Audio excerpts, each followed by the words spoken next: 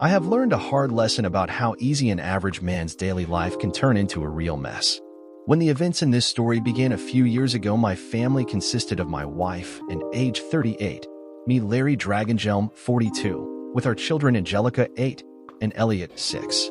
Though we're not the very happiest family in our Scandinavian county capital, we had managed to keep it together, probably because we regarded that as best for our children.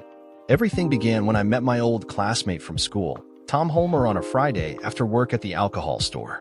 I hadn't seen him in a couple of years, and as the store was rather crowded that day, we had plenty of time for talking. To our surprise, we found out that Tom's wife, Cecilia, was working at the same office where my wife and had been the last 6 months, and he asked me, "I didn't see you at the Our Wives Christmas party, but are you coming to their company's old owner's farewell party?" I told him, "I would like to come, but I'm not invited." Tom looked surprised expression when he told me, "Of course you are invited, and all spouses are invited. Why shouldn't you be?" "I'll ask in. You can be sure about that. See you there, old mate." The reason for the big company party only 2.5 months after the Christmas party was that the old owners had sold their shares to a nationwide investment company and wanted to thank all their co-workers before the new owners took it over on the 1st of March. Of course, I remembered the Christmas party. It was In's first Christmas party at that new job, and she had told me that she was sorry for me, but I wasn't invited. She had bought a new sexy dress for the party, been a very gorgeous woman when she went there, and she had come back home at 4 o'clock in the morning in very tipsy and messy condition. After some arguing, I had told her that I believed what she had told me about the party and the nightcap afterwards at one of her friends' place. She cried and promised me that nothing at all had happened between her and any man. Of course, I had my serious doubts about her story, but what could I do without any evidence? Back home from my shopping, I immediately told Ann that I met my old friend Tom Holmer at the alcohol store, and he told me that his wife works at the same company as you, and looked concerned as she replied, "What's her name?" "Cecilia Holmer. Do you know her?" "No, I don't." "Did he say that she knows me?" "No, he didn't, but he told me that all spouses had been invited to your Christmas party." "Who in the hell pretended to be your spouse at that damn party, and where did you spend that night?" She was pale when she replied, "I have told you several times that I thought that spouses were not invited. I was new there and didn't understand the invitation." "So you are the only idiot at the company who can't understand a simple invitation, are you?" "I promise to trace that a-hole who screwed you after the party, and you can be sure that I'll make him regret his birth when I find him." She began to cry and sob. "I've told you many times that we were at least 12, 15 people at somebody's house. Only a few drinks and little dancing. No reason for you to be mad and jealous."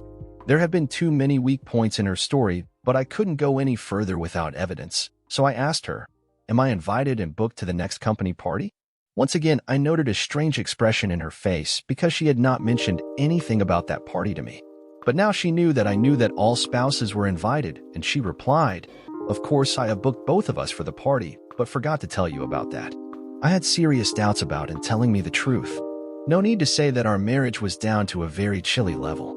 All thoughts about sex with Ann could only be regarded as wasted time. Then the mess got worse again at the next Friday after lunch when I had taken a few hours off my job for doing some errands. Ann usually left her job at 1 o'clock on Fridays, so both of us were at home when the phone rang. I took the call and could hear that the caller was sitting in a car with dance music from the radio in the background, but he or she hung up without saying anything and asked me, "Who was it?" I told her, "Your lover," but he hung up when he heard that I took the call. My reply was intended as an innocent joke, but I could not avoid seeing how she froze for a second before she began shouting, "You are totally weird. What the hell are you thinking about me?" It was an innocent joke, but now after your overreaction, I don't know what to think. Was I right? She calmed down and replied with soft voice, "No, you are not right, and it was rather one of your jealous humiliations than a stupid joke. But I'm sorry for losing my temper. I had a terrible day at the job today. That's not any excuse, but I hope it can explain my bad temper." At the party evening, Ann had chosen to wear a much less sexy dress than last time and was far from a jolly mood when we went there. The party was held at one of the best hotels in town, where the dinner was served at several round tables instead of the usual long tables. We were 5 couples at our table, and I got the impression that Ann knew all the other women. I couldn't help it but got a feeling that Ann regarded my presence as a pain in her bum that canceled her plans for the expected good time for that very evening. After the meal, when we had got coffee and a glass of cognac, Ann's boss came to our table for a little small talk. When he saw me next to Ann, he said, "You must be Ann's husband." "We missed you at the Christmas party. Sorry you couldn't come." I replied, "I wasn't invited to that party. At least that's what and told me." He looked at and then asked, "All spouses were invited. How could you miss that?" I told him, "She came home very late in a terrible mess, so I'm sure she preferred some stand-in from the office instead of me."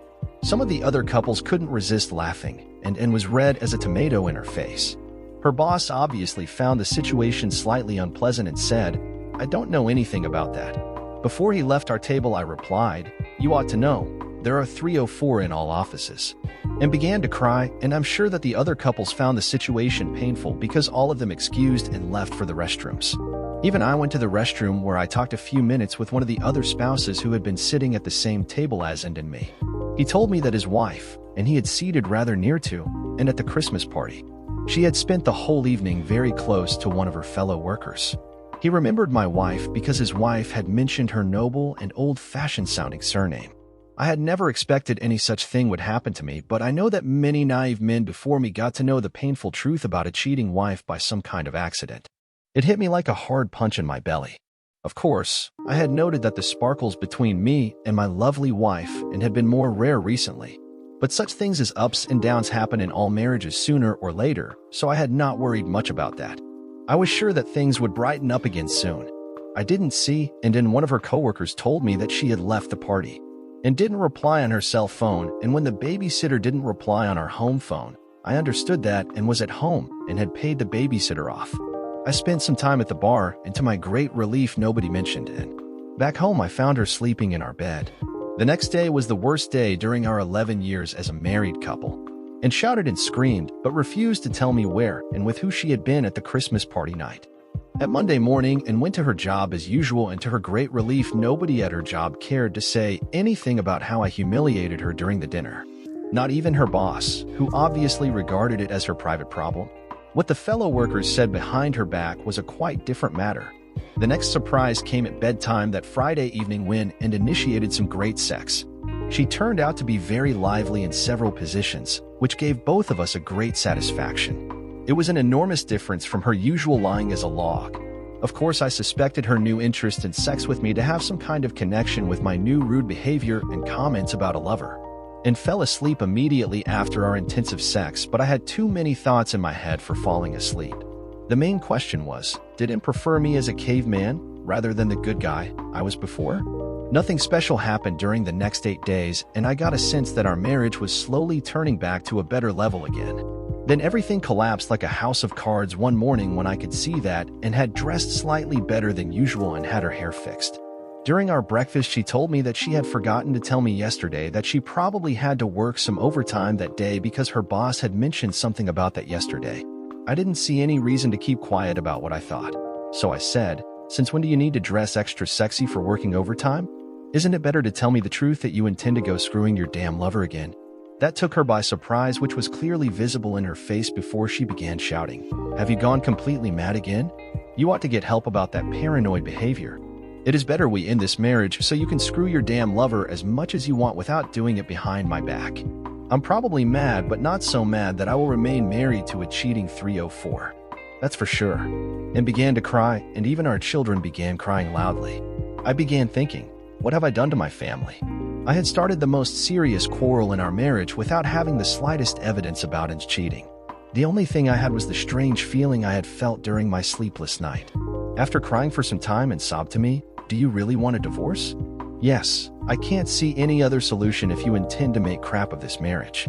It will be best for both of us to split up as soon as possible so we can go on with our lives. I'm fed up with being treated like a pile of shit. Believe me, I've had enough." And rushed back to our bedroom, and I felt some remorse for accusing her of cheating, though I didn't have the slightest piece of evidence about that. I understood that I had acted as a caveman and done everything totally wrong. Of course, I ought to have done it the average way by collecting evidence, and if I had been able to get that, then I could accuse her. When it was back to kitchen a few minutes later, she was dressed as usual for an average day. She didn't say anything to me, and I didn't know what to say to her. I began to understand that only a miracle could save our marriage. If Anne was innocent, she could hardly take all the humiliation I had caused her during the last time. If she were guilty of having an affair, our marriage would be history as soon as I found out any evidence about that.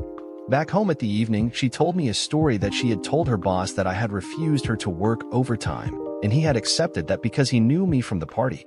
I ought to have called her boss, but didn't do that. To my great pleasure, I got unexpected help from the new owners who had taken over the company where and worked. Their IT experts had made a secret investigation of the use of computers at the office and found out the average time used for all kinds of private matters was as high as 52 minutes per day for each employee at the office. The worst one had been online 16 hours during the week that was investigated. The next Monday morning, the whole staff at her office had been called to a meeting where they had been told the new rules, which meant that all private use of the internet was forbidden, and the saved time and a new organization even resulted in the 4 most recently hired people being let go and kept her job, but from now on she had to use the PC she and I shared at home for all her email. The children had computers but not access to the net. I've always been interested in computer programs and got a feeling that from now on, we would be playing at my backyard. I was ready for that and had prepared the computer with a mirror program, which saved a copy of everything she did. One other program would get back everything she deleted. Within a couple of days, she had activated a new free email account to our computer for happy_lass, besides her old Hotmail address, which she used for innocent chat with some of her old friends who had left town. The new account got only a few messages. A few real mails were from some happy_lad, plus the usual junk mail. The only messages and sent the first week was completely innocent to happy_lad, telling him about her new email account and that she was available online again.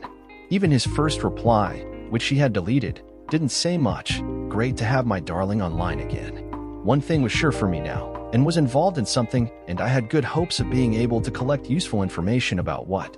Of course, they could use cell phones for their main connection, especially now when she was limited to only use the computer we had at home, and she knew that I was rather keen with computers, but I was sure that she would prefer email for all longer messages.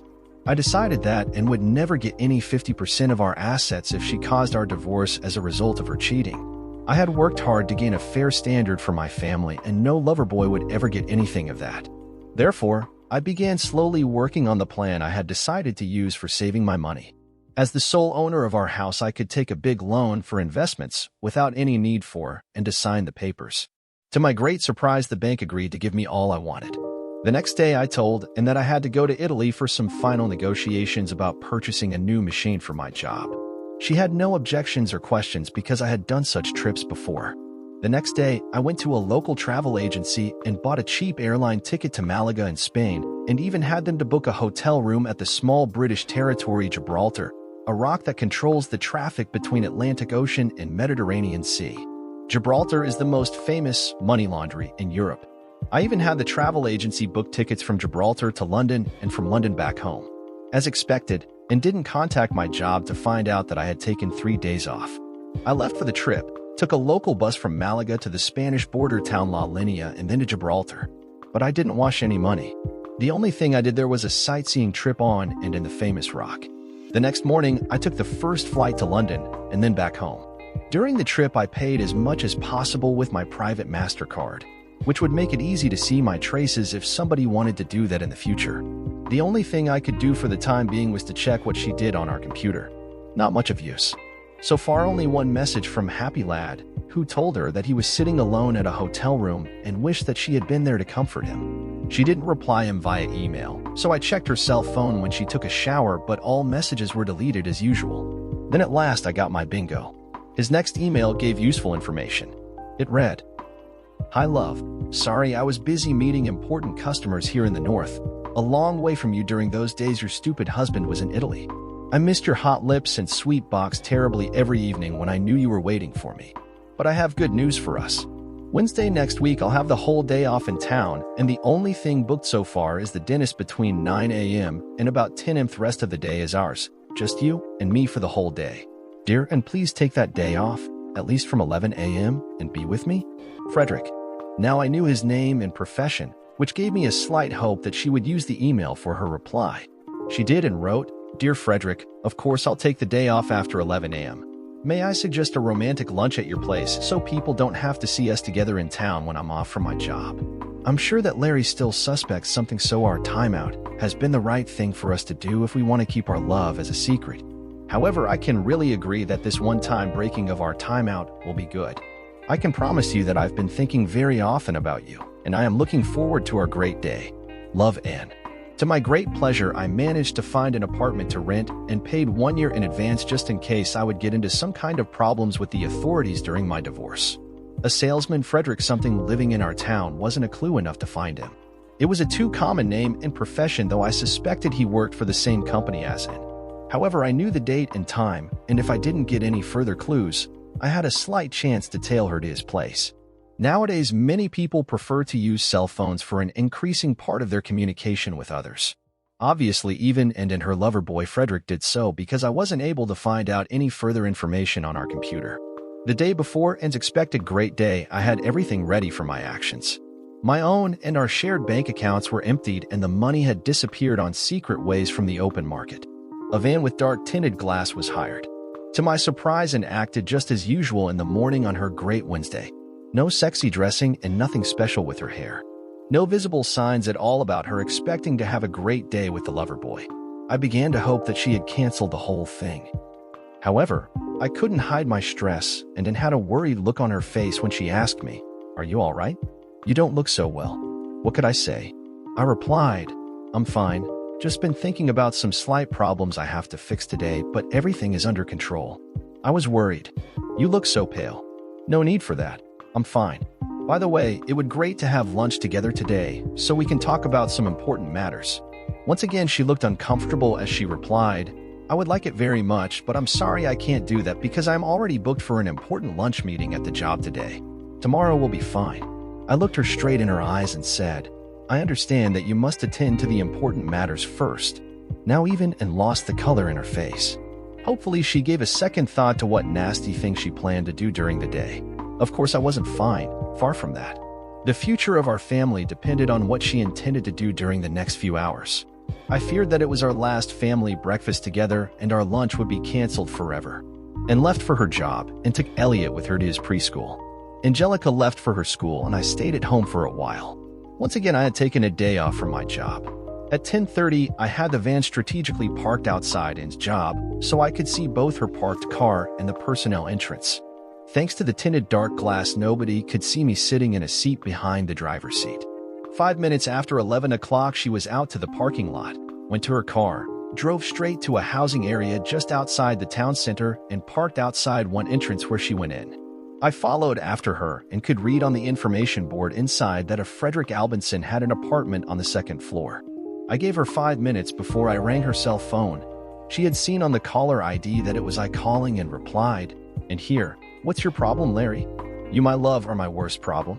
She sounded surprised when she replied, "Me? Have you gone insane?" "No, my darling, but I have found your lover boy is at home now, and you were supposed to be there with him. I'm on my way to beat the crap out of him.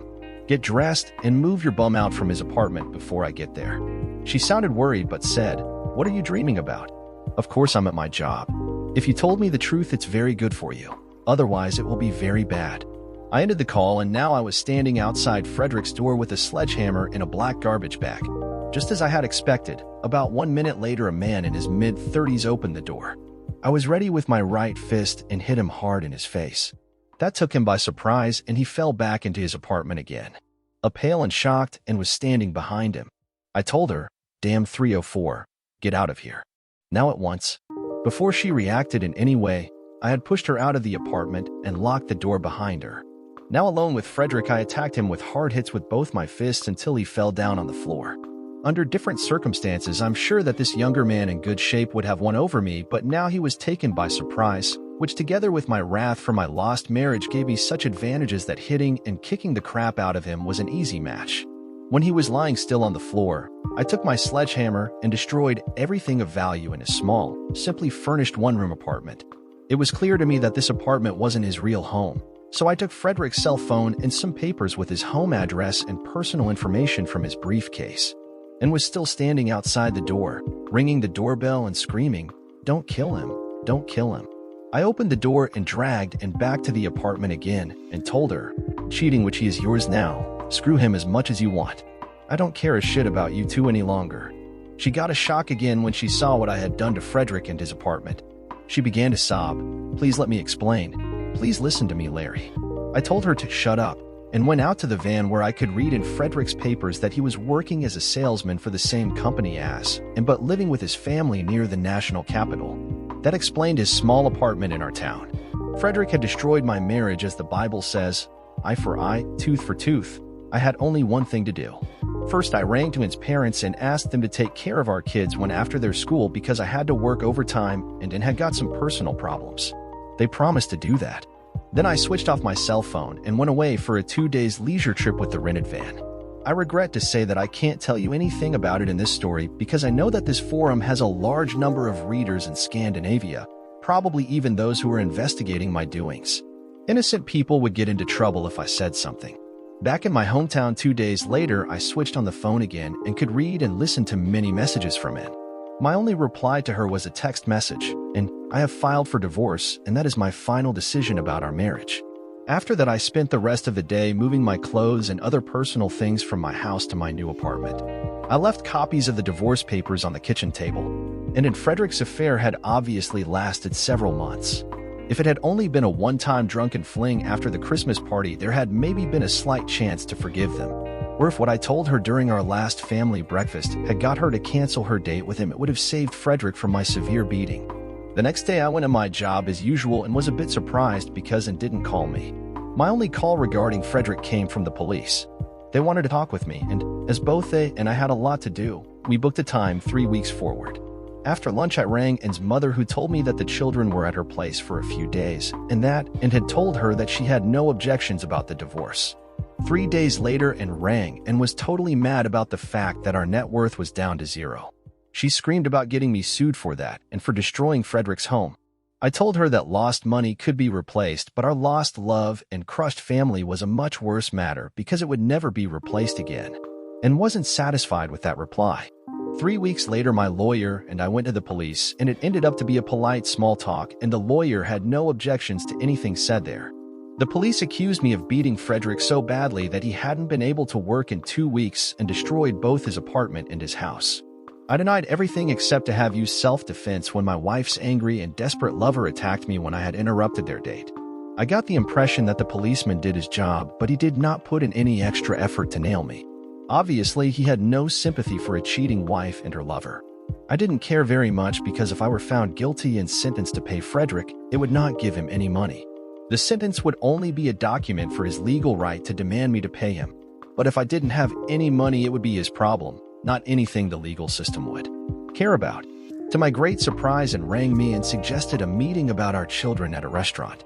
I went there, and we were able to keep the meeting with civil behavior, and surprised me with a confession about her affair with Frederick, which had begun only a few weeks after she began her new job.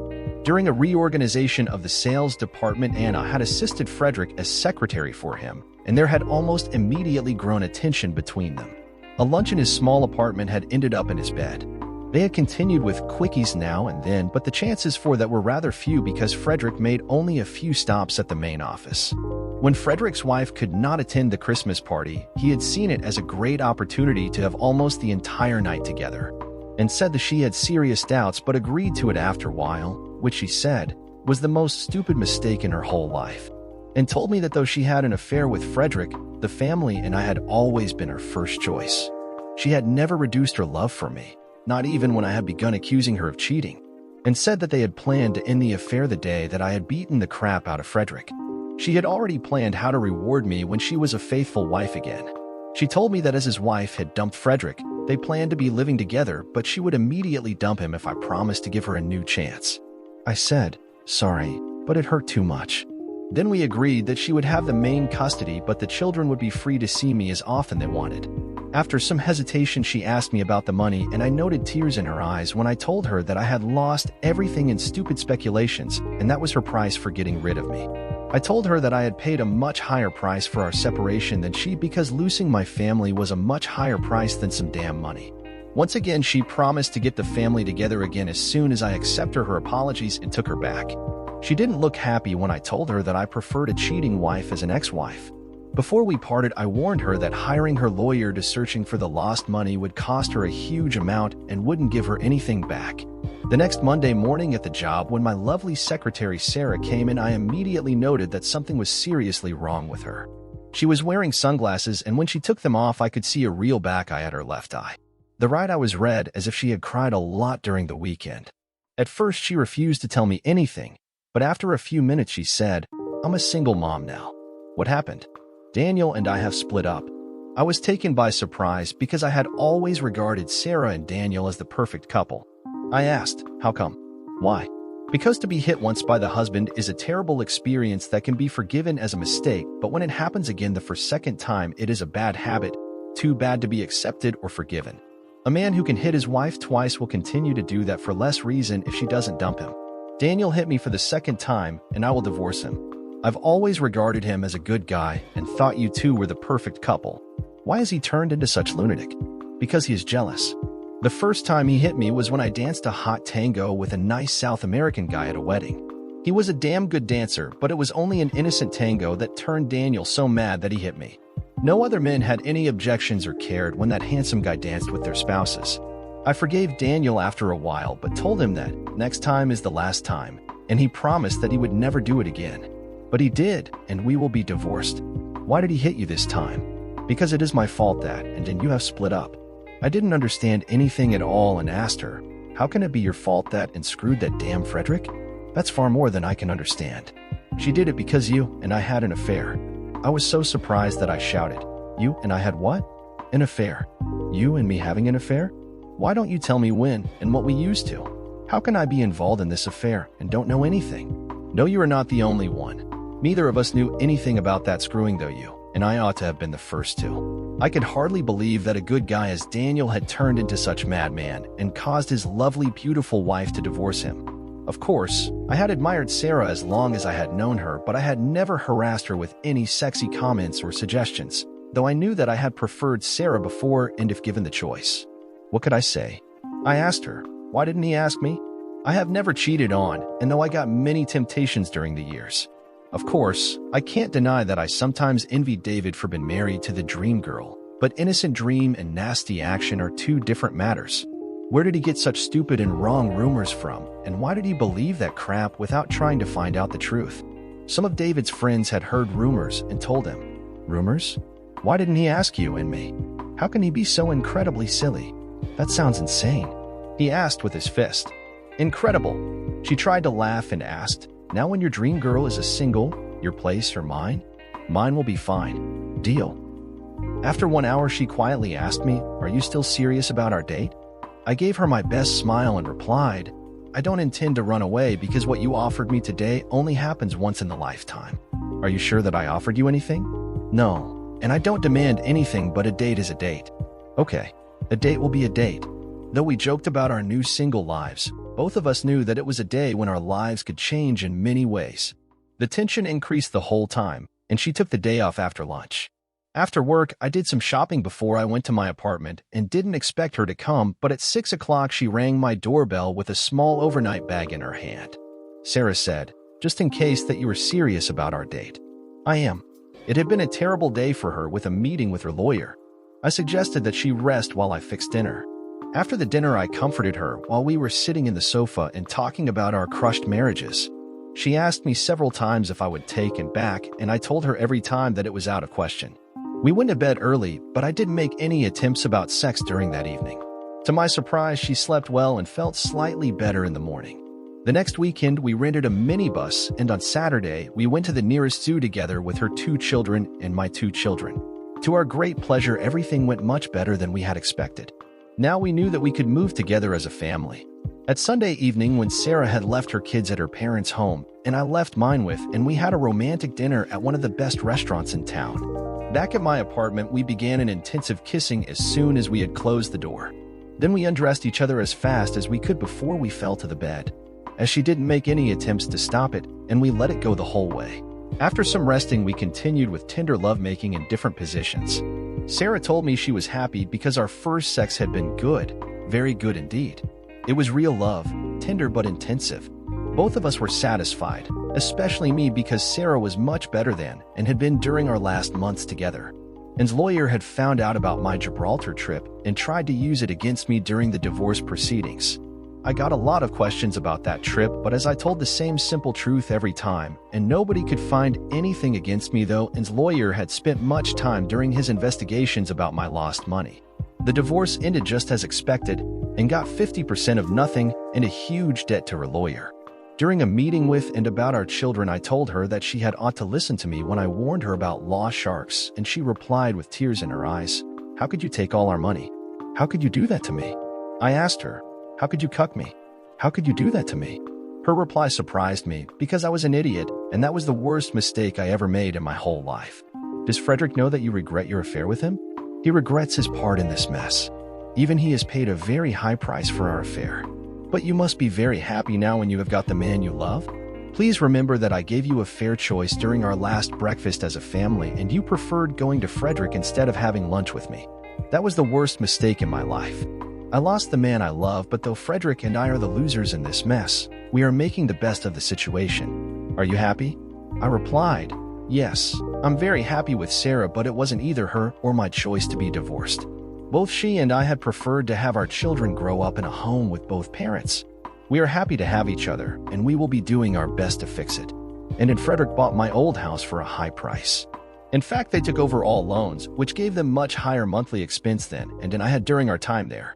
Sarah's husband bought her out from their house for a fair price, and she invested that money in a new house, where she and I moved in. The police didn't ask me any further questions about the damages in Frederick's house in the capital area. Such matters are probably not any big things there, and during that time the police were short-handed and had difficulties in their cooperation between different counties, and it didn't work well.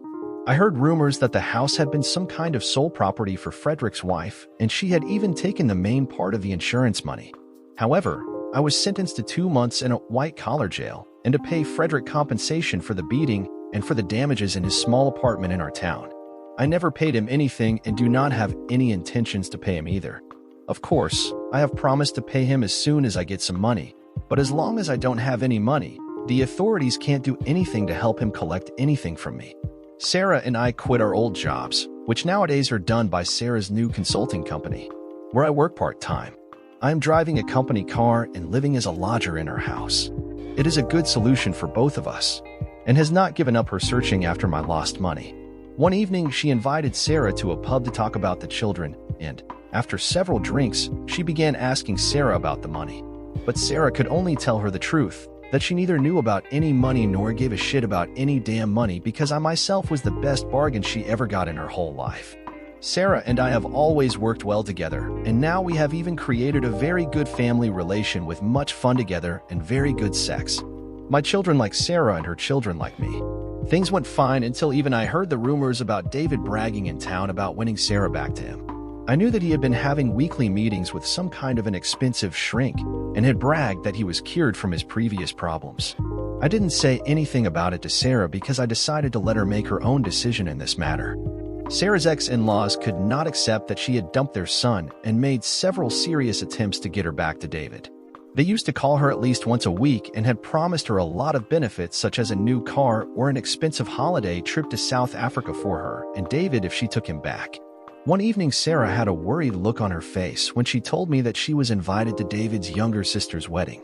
She told me, "I would like to go, but if you have any objections, I'll stay at home." Why should I have any objections? Because I'm afraid that David's parents will be working hard at getting David and me together again. And a romantic event like a wedding will be a great opportunity for them to do their best to persuade me to do that, so I ought to stay away from that wedding. But his sister and I were really close, and therefore I would like to go if it is okay for you. The only thing I could do was to say, "You are a big girl, and if you want to go, you go." It would be fun to see her on her great day because I suspect that there are problems in their relation, and this wedding is their last straw to save it. So are you really sure that you don't have any objections? No, I can't see any reason to have any objections. One good reason could be that I suspect there will be some drinking, and I'll have to stay overnight. Aren't you worried about that? No, why should I? As I told you before, you are a big girl who can take care of yourself. I love you so much. I love you. David's hometown was about 60 kilometers from ours, and Sarah left early on Saturday and was expected back sometime on Sunday. I hadn't asked her about any details because it was up to her to decide what she wanted to do. We decided to minimize the phone calls to only one when she told me that she had arrived there without any problems and I wished her to have fun at the wedding.